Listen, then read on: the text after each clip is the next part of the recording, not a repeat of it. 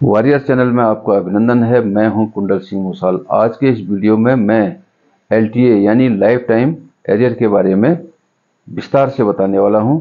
आपको मेरा यह वीडियो अच्छा लगे तो आप जनहित में इसे अवश्य शेयर करना और एक लाइक करना।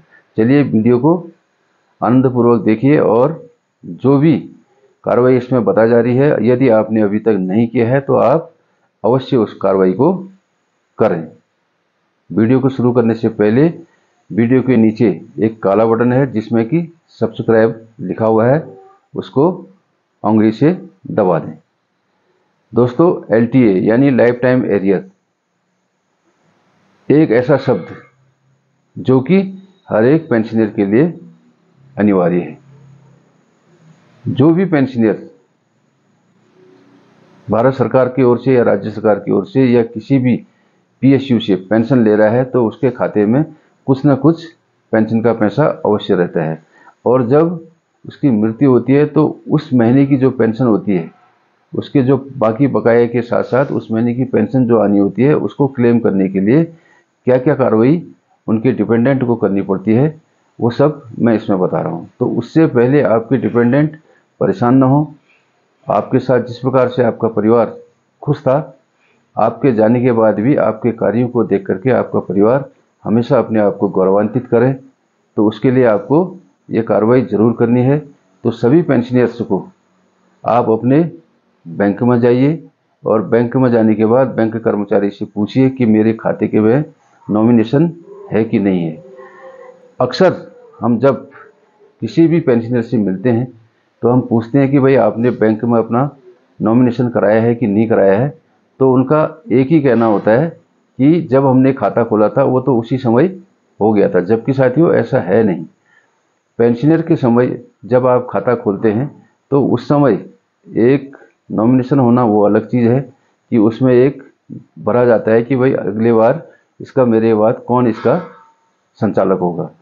लेकिन एक नॉमिनेशन यानी कि नेक्स्ट ऑफ किन जिसको बोलते हैं वसीयतनामा, वो एक अलग चीज़ होता है। इसलिए आप अपने बैंक में संपर्क कीजिए, बैंक कर्मचारी से कहिए कि मेरा इसमें नॉमिनेशन मेरे नेक्स्ट ऑफ किन का है कि नहीं है। और नहीं होगा, मैं आपको बता रहा हूँ कि 75 केसों में ऐसा है कि नॉमिनेशन नहीं किया होता है। तो आप वहाँ जाइए और बैंक कर्मचारी आपको एक फॉर्म देगा, उसको फॉर्म को फिलअप कीजिए और वहाँ पर अपने नेक्स्ट ऑफ किन का नॉमिनेशन करिए, ताकि आपकी मृत्यु के बाद आपका जो एलटीए का पैसा है, जो भी पेंशन क्लेम का पैसा है, वो आसानी से आपके नेक्स्ट ऑफ किन को मिल सके। अब दूसरी चीज, यदि किसी भी पेंशनर ने किसी भूलवश या कभी जानकारी के अभाव में नॉमिनेशन नहीं कराया है और उनकी मृत्यु हो जाती है, तो उनके घर वालों को एलटीए क्लेम के लिए क्या कार्रवाई करनी है। तो दोस्तों, यदि किसी के साथ अगर ऐसा है तो एलटीए क्लेम करने के लिए यानी कि लाइफ टाइम एरियर, जो उनका पेंशन का बकाया, उस महीने की पेंशन प्लस पिछला जो भी बकाया है, उसको क्लेम करने के लिए आपको थोड़ा सा दिक्कत उठानी पड़ेगी। उसके लिए सबसे पहले आपको तहसील में या फिर कोर्ट में जाना पड़ेगा, वहाँ से एक एफिडेविट बनाना पड़ेगा। एफिडेविट बना करके आपको बैंक में जो भी कागज़ बैंक आपको मुहैया कराएगा, उन बैंकों पेपर्स को सारे फिलअप करने पड़ेंगे। फिलअप करने के बाद जितने भी परिवार के सदस्य हैं, उन सदस्यों का एनओसी लेना पड़ेगा कि मुझे इस सदस्य को एलटीए के लिए क्लेम करने के लिए नामित करने में या एलटीए क्लेम का पैसा मिलने में हमें कोई भी आपत्ति नहीं है। यानी कि एनओसी यानी कि अनापत्ति प्रमाण पत्र सारे परिवार वालों को देना पड़ेगा, तब जाके एक लंबी प्रक्रिया के बाद वो एलटीए का पैसा क्लेम होता है। तो इसलिए मैं पहले तो सभी पेंशनर को ये बताना चाहूँगा कि परिवार वालों को इतनी बड़ी परेशानी न उठाना पड़े, क्योंकि कई बारी परिवार के अन्य सदस्य नौकरी में या फिर किसी कारणवश अपने शहर से बाहर दूसरे शहरों में गए होते हैं, तो उनको सभी को एनओसी देने के लिए घर पर आना पड़ता है।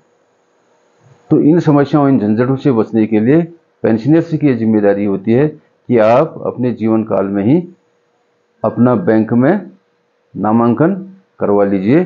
नेक्स्ट ऑफ किन का वसीयतनामा जिसको बोलते हैं, कि उसके लिए वहाँ पर आप एक फॉर्म भरिए और फॉर्म भरने के बाद नेक्स्ट 4 का जरूर नामांकन कर लीजिए।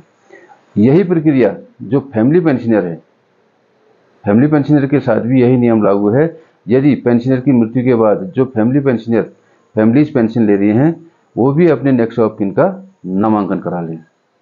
तो दोस्तों, ये थी एलटीए क्लेम करने के लिए, और एलटीए के दौरान, लाइफ टाइम के दौरान एलटीए के क्लेम कर सकें उसके लिए क्या प्रक्रिया करनी है, इसके बारे में मैंने आपको विस्तार से बताया है। इसी प्रकार की नई नई वीडियो मैं फिर लेके आऊँगा। तब तक के लिए जय हिंद, जय भारत, वंदे मातरम।